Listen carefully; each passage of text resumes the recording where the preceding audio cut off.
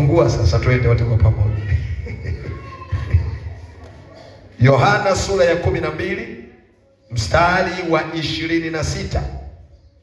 Tayari tumefungua. 1, 2, 3, tusome kwa pamoja, twende.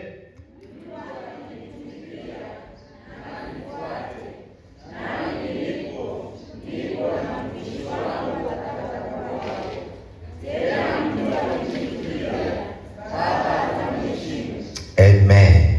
Mtu akinitumikia na anifuate, nami nilipo ndipo na mtumishi wangu atakapokuwapo. Tena mtu akinitumikia, Baba atafanya nini? Atamheshimu. Kichwa cha somo: moyo wa kutumika ndani ya kanisa. Kwa uchache tu vile vipengele ambavyo tayari tumeshavipitia. Jambo la kwanza tuliona ya kwamba ukisoma kitabu cha Yohana sura ya 15 mstari wa 16, Biblia inasema ya kwamba sio ninyi mlionichagua mimi, bali ni mimi niliyewachagua ninyi, nikawaweka mpate kuzaa matunda, na matunda yenu yapate kukaa, ili kwamba lolote muombalo Baba kwa jina langu awapeni. Bwana Yesu asifiwe sana. Katika eneo hilo tuliona ya kwamba tumeokoka ili tutumike. Tumefanya nini?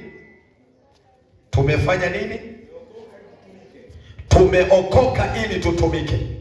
Maana yake tunapozungumza kwa habari ya moyo wa kutumika ndani ya kanisa, tunakumbushana ya kwamba kwa nini umeokoka. Inawezekana ukasema nimeokoka ili niende mbinguni. Mbona bado upo duniani? Kwa nini bado uko duniani baada ya kuokoka?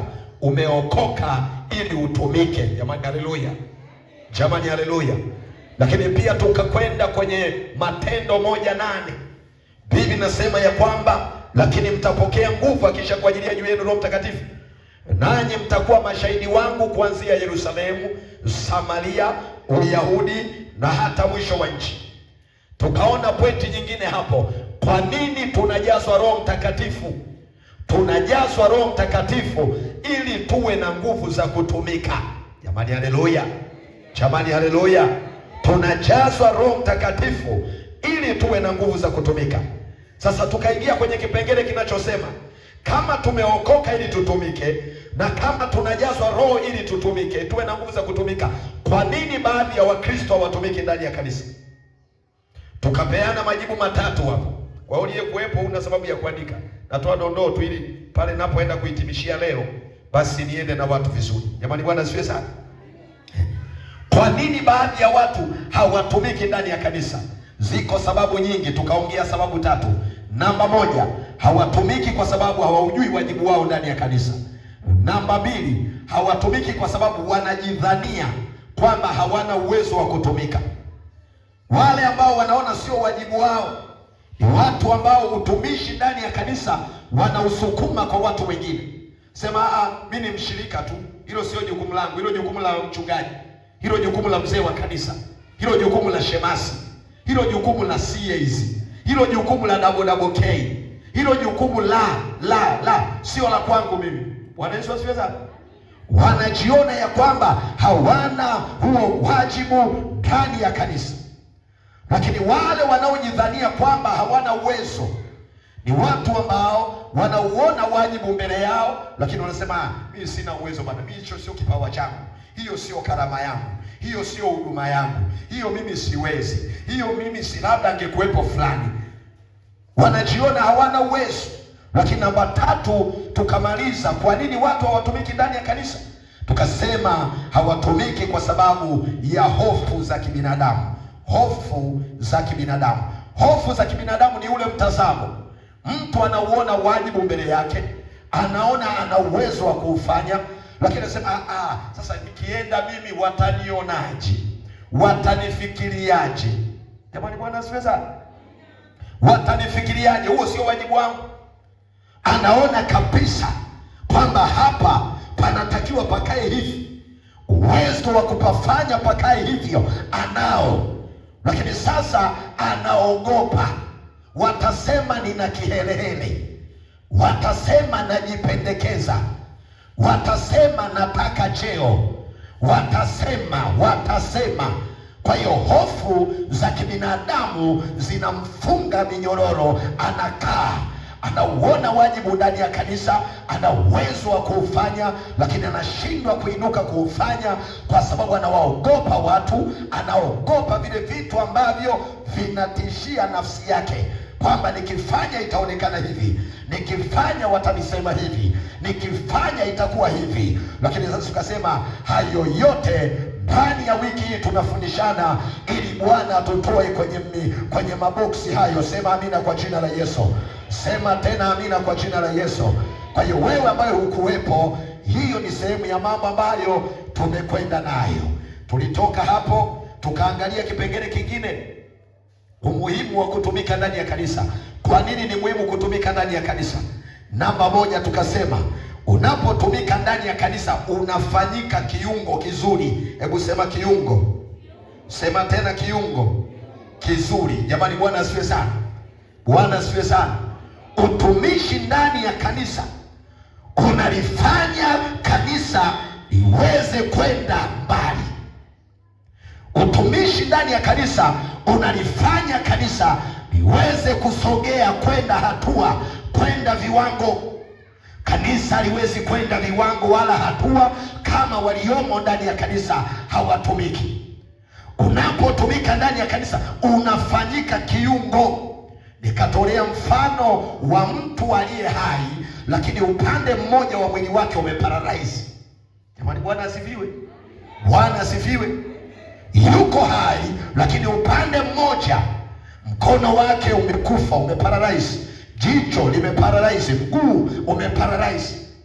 Huyu mtu yuko hai, anaweza kwenda, lakini hawezi kwenda mbali na kwa spidi inayotakiwa. Jamani, amina. Jamani, amina. Ndani ya kanisa kunapokuwa na watu ambao hawatumiki, maana yake ni nini? Wanachangia kanisa litaenda, lakini haliendi kwa spidi. Jamani, Bwana asifiwe sana. Litasogea, lakini halitafika hatua linayotakiwa kufika kwa wakati ambao Mungu analitaka lifike. Jamani, Bwana asifiwe sana. Kwa sababu yule asiyetumika anakuwa ni kiungo ndani ya kanisa, lakini ni kiungo kisicho na kazi. Sinaeleweka vizuri? Yule aliye paralyze, tunao baadhi, wengine ni ndugu zetu, ni majirani zetu, ni marafiki zetu, tunaweza kuwaona. Inawezekana wewe kupitia hiyo changamoto Mungu akakuponya. Unaona namna ambavyo kama alikuwa amekaa upande mmoja umeparalyze, anavyotaka kuinuka, kuna namna anainuka kwa shida, si ndivyo jamani? Kanisa la Bwana si ndivyo? Anapotaka kutembea, kuna namna anatembea, anakwenda, lakini ni kwa shida, kwa sababu ya ule upande mmoja wa viungo vya mwili wake haufanyi kazi kama inavyotakiwa. Amen.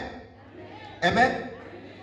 Kwa hiyo tunapoongea habari ya umuhimu wa kutumika, ni kwamba unapotumika unafanyika kiungo kizuri. Haleluya. Haleluya. Biblia inasema kwenye Warumi sura ya 12 mstari wa 4 hadi wa 8, tulishasoma tayari. Biblia inasema kadhalika kama ilivyo kwenye mwili kuna viungo vingi, na sisi ndivyo tulivyo. Kila mmoja ni kiungo ndani ya mwili wa Kristo. Haleluya, wateule wa Bwana. Ndipo anasema sasa, kwa kuwa sisi sote ni viungo, kila mmoja na atumike. Yule anayetoa unabii na atoe unabii vizuri. Yule anayekirimu na akirimu kwa moyo safi. Ukisoma hayo maandiko utaona maana yake anatoa wito kwamba kila mmoja kama kiungo ndani ya mwili wa Kristo akae kwenye position yake na afanye kazi. Asiseme sio wajibu wangu kutumika, asiseme sina uwezo wa kutumika, wala asikae na mihofu ndani yake, anawahofia watu, anaacha kazi ya Mungu aisonge mbele, kanisa la Bwana alipige hatua. Hapana, tunaitaka neema ya Jehova imiminwe ndani ya kanisa. Sema amina kwa jina la Yesu. Tunaitaka hiyo neema imiminwe ndani yako. Haleluya, wateule wa Bwana. Umeokoka ili utumike, umejazwa Roho Mtakatifu ili utumike.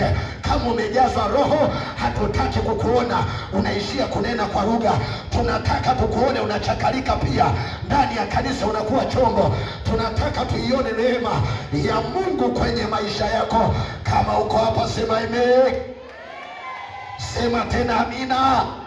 Tikisa Tikisa jirani yako, mwambie tumika. Acha kuogopa watu.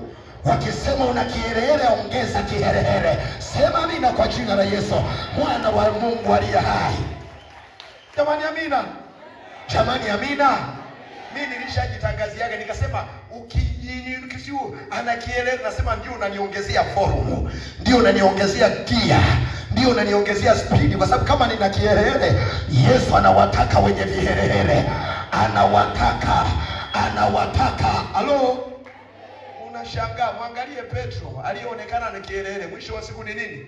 Yesu anamwambia Petro, nimekuombea. Shetani amekusudia kuwapepeta kama ngano, lakini nimekuombea wewe. Utakapoimarika, imarisha na wenzako. Jamani amina. Amina. Ndio, okay. Tukaenda sababu nyingine, nafikiri niishie hapo.